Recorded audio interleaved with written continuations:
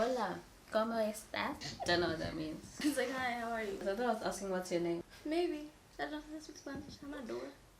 More people than Dora speak Spanish. Oh. God. Hi everyone, I'm Dumi. And I'm Ruth. And we are Rumi. And you are our roommates. It's back.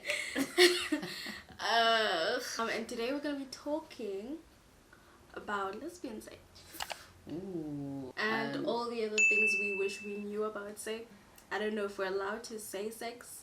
So throughout the video we're going to be using different synonyms of the word. So anyways, in the comment section, please tell us what your worst sexual experience is currently happening. I don't know what's happening in your life, you know. But we love gossip, so let us know, let's engage, let's talk, let us laugh at you. So yeah, let's get started.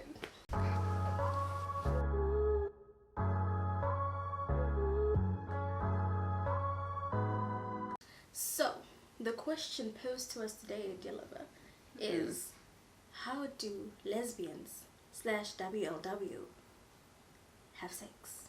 Very well. Which is very true because statistically speaking, queer women have better sex than straight women. These are facts. This is science. This is science. It's a science. Unfortunately, the assumption is that we have the better sex with each other because we kind of understand vaginas and how vaginas work, which is a lie, really, because everyone is so different. So just because I'm a woman, I might not like, you know, what another woman might do to me, even though she likes it done to her. So a prime example, let's expose ourselves. Sure. So a prime example is how when she's eating me out, right, I like when her ass is in my face, right? But if I try to do that to her, like, she can't. She hates it. Yeah, no, I'm claustrophobic. I can't. It's just too much. I can't breathe. I have big boobs and I'm on top of my boobs, and it's just I just ooh, I need to breathe out of one, and I've got sinuses because I can't breathe out of the one or the other. It's weird like that. But yeah, that's very true. I mean, like, guys, vaginas themselves are so varied. Like, True. they look differently. Like, I don't know anyone who has the vagina that was like depicted in my school textbooks. Like, I don't know anyone who has that. I've never seen that, you know, because they look so different. Like, every time I see a vagina in a textbook, I'm like, who is this girl? Because I don't know her. It ain't me. Yeah, I mean, it actually took me a while to accept how my vagina is shaped because I have a very big clitoris. It's really annoying. It's horrible. Like, I have to yeah, it's so my... bad. So horrible. I mean, during coitus, it's a great advantage because I'm extra sensitive, right? But if I'm existing and I'm just trying to walk, you know, and I have my clit poking out of my lips, it's really difficult because, you know, my pants are just rubbing on it, and then it's just, my underwear is always so wet, and I'm not trying to be, and I just can't help it because my clit is so huge.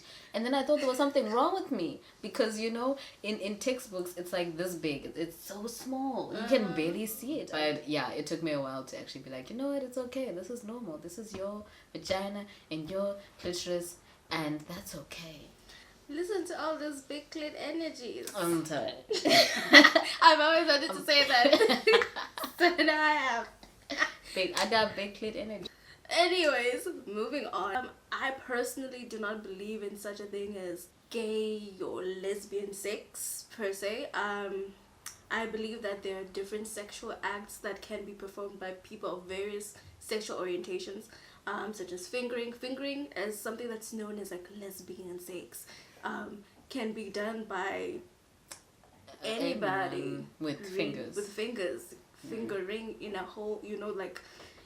Straight people finger each other, you know, I hope really well. I think this whole idea that penetration is what defines sex is very problematic because it doesn't include everyone. Even like straight women who don't like penetration, you know, there are ways that they can still have sex that don't involve like, you know, sticking things inside their vagina because they don't like it. Not everybody likes it, but that doesn't mean they don't have sex, you know. So I think it's really just demeaning of other people's sex, just saying, oh, is there a dildo? Like, how do you penetrate? Don't you miss, appendages, when there's so many things, that can be considered sex, not necessarily just sticking something in there. Like, besides actual, what do you call it? When... Scissoring. We don't call it scissoring, we call it tribbing, which is, when clits come together. Tribbing is a very popular one amongst our people.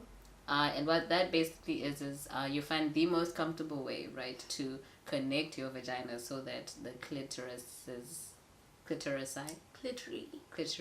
That's not right. The clits. Stop making that up. I don't know. The clits can just rub together. It's such an amazing sensation because the clit itself has like so many nerves, and then when something that many nerves meets something with that many nerves, it's an amazing experience.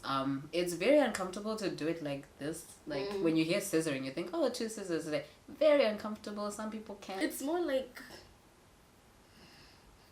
Yeah, I mean, being flexible helps, so usually... Oh, you're like... And then... Yeah. So one leg in the air, and then just experiment and find what's comfortable for you. So basically, to answer the question completely, women who love women partake in all sorts of sexual acts, from tribbing to anal to penetration with toys to fingering, all sorts of things that you can consider sexual. We do. It all depends. There's no specific way or right way to do it. It's just how one person may prefer to do it. There's no guideline on how to do it. Just do it safely and enjoy yourself. So a question a lot of women who love other women get a lot is, who's the man in the relationship? Like, what does that, straights, if there are any straights watching this, what does that mean? What are you trying to communicate? Like, help me understand what that question means, because are you asking who's the penetrator and the penetratee? Are you asking who is the head of the household? Like, who wears the pants? Like, because I feel like by definition the relationship is excludes men. I think that's the point of the relationship. So they shouldn't be a man. That question. So what are you trying to say, right?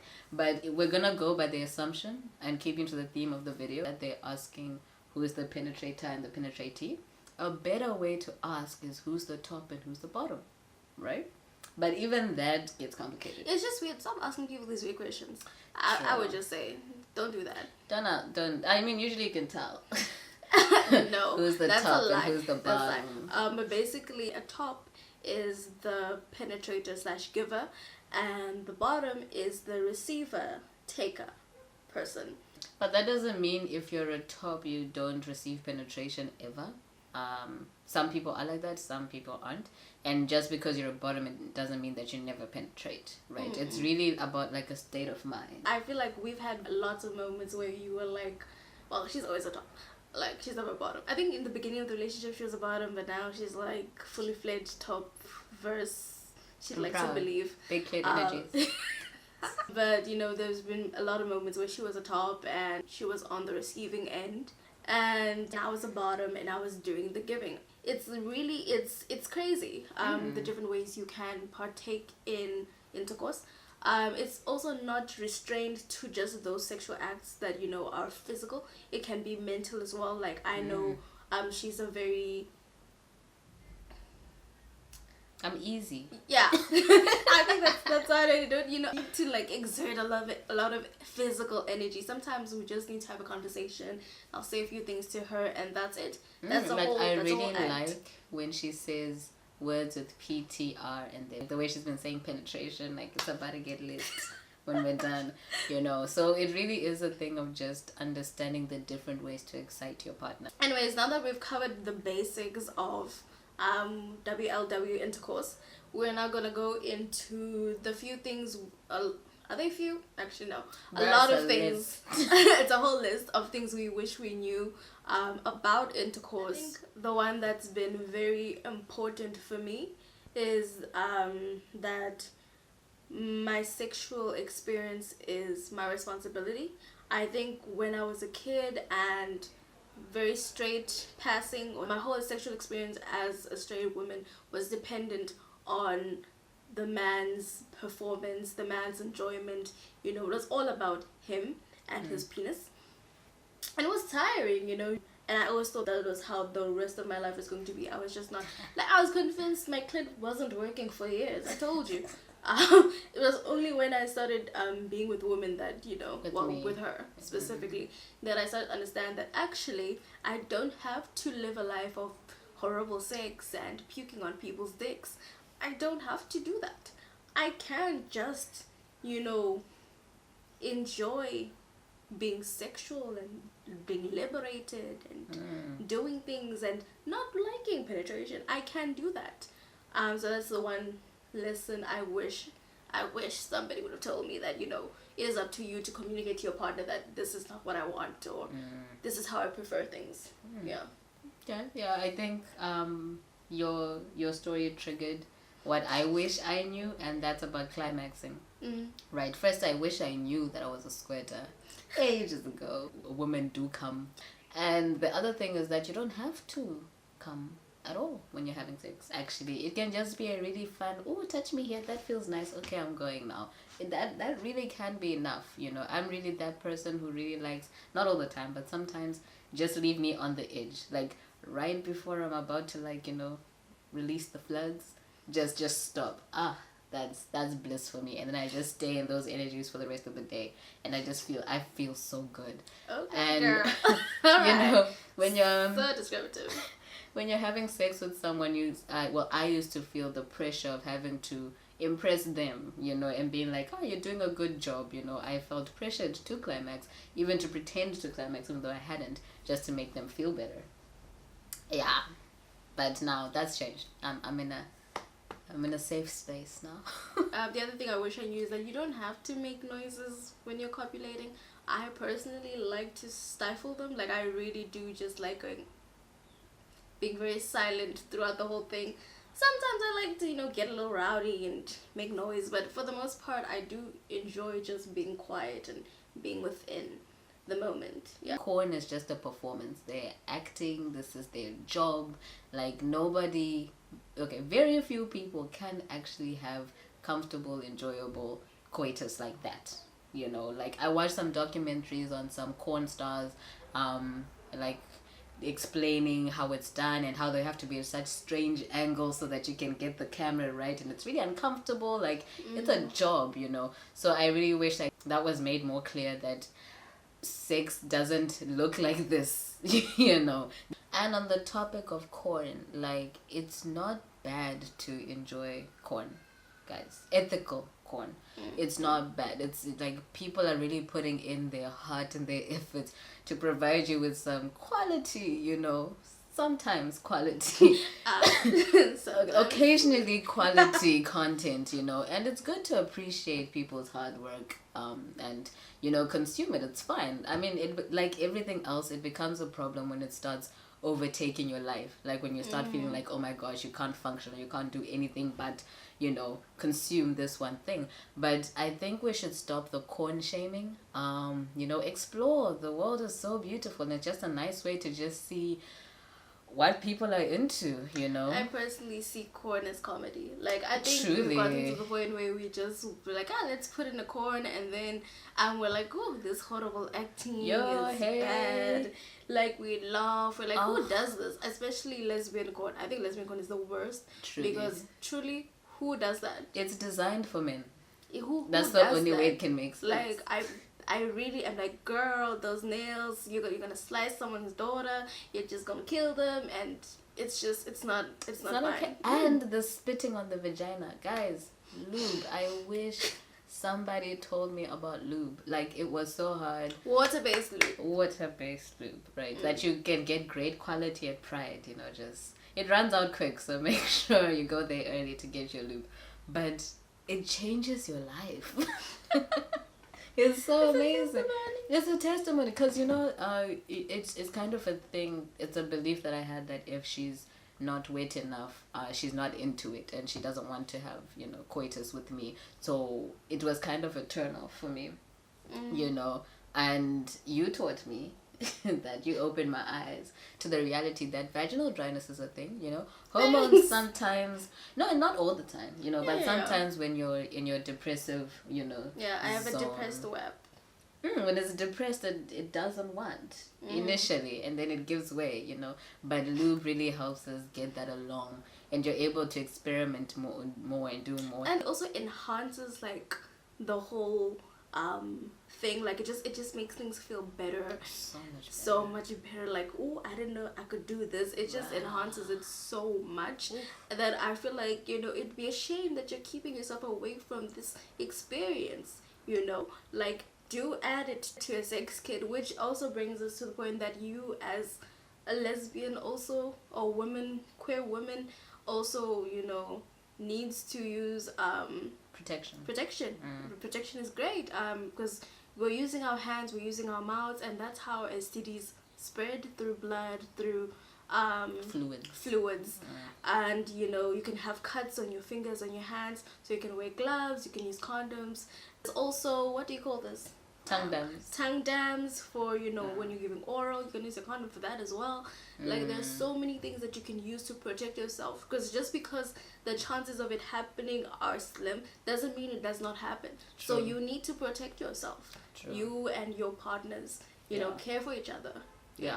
Definitely. Wise words. One of the biggest myths out there, especially in spiritual communities, is that once you have coitus with someone, you're eternally connected.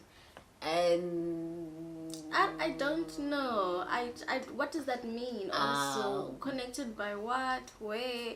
It's just that thing that you're forever linked to people, and I don't remember half of you. Bruh. To be very honest, I'm not saying you should be reckless with your sex life, but you know, I don't think there's any eternal soul link combined, or like you have to have deep relationships with people in order to have sexual relationships with people. Like, it's okay. You're not tied to anyone, truly.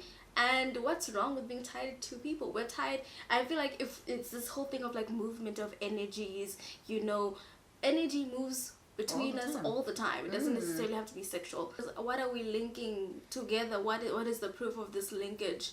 Besides, you show know, me the receipts. Like, what are the receipts of like I'm linked to this person? How am I linked to them? You know, like, what does that mean? So if you know anything, like, let me know. I would love to see the sources. External linking of sexual partners is. Okay.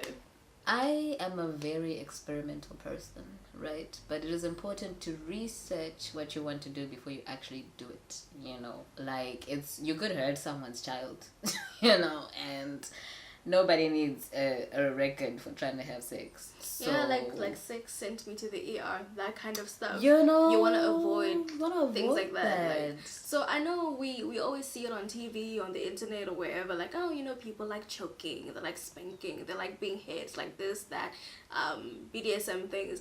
And I think before you start doing things like that, you should do some research beforehand. You know, just so you don't hurt anyone. Look at like choking, especially. Like, you can't just, you know, you could really hurt someone. Like, there's angles, there's places that you can place your fingers. There's specific ways to do things. Like, even fisting itself, you don't just ram into people. You need to. Okay, there's ways. Go research. I'm not gonna do that for you. You're not giving out your I'm not scared. But yeah, you need to take some time beforehand and research and find out how to do things safely. Yeah. Like, you don't and just, well. Don't just get lost in the hype of like, I want to do these things.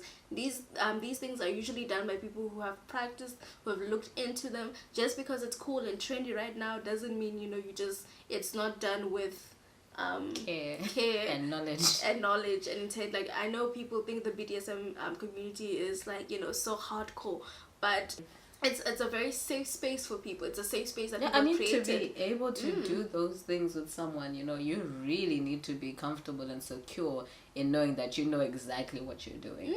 So don't go around telling your homeboys, your homegirls that I'm a top dom, I do this, and you don't know what you're doing, and you're out here trying to kill people. Learn. Manslaughter. Like, don't do that. Educate yourself. And another thing that we wish we would have learned is that, one, it is okay to revoke consent at any moment in time during, like, I hope y'all know that you should give consent beforehand regardless.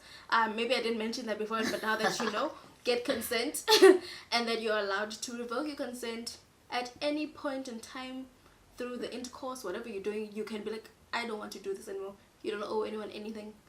I guess it goes back to the point you said about your sexual experience is your responsibility. It's your responsibility. So anytime you're feeling uncomfortable, not in the mood, whatever your reason is, you don't even need to have a reason. You just can be like, okay, I'm done. And you don't need to feel guilty about that. Safe words are important, even if you're not into like the rough, hardcore things. Just sometimes you could be a little uncomfortable, or you want to just, this position's not working for you, or something's happening and you need to, stop. Having a safe word handy, it helps both you and your partner. Yeah, smooth things along. Like sometimes, it's nice to have clear boundaries. Yeah. When you're having intercourse, and maybe a partner crosses a boundary you weren't even aware you had. And just safe words are cool to use, I guess. It make it easier to communicate, I guess, for us, depending on how you play. But they're nice and handy to have. They also build a trust, I suppose. Yeah, you can have multiple ones as well. You don't need to just have one. I was trying to teach you guys different ways on how to say sex, but I failed. Got over it. All you got here was coitus and intercourse. But I feel like those are really good words. So yeah. Have great coitus, everyone. Safe coitus. Have great safe coitus, everyone. Yeah. Bye.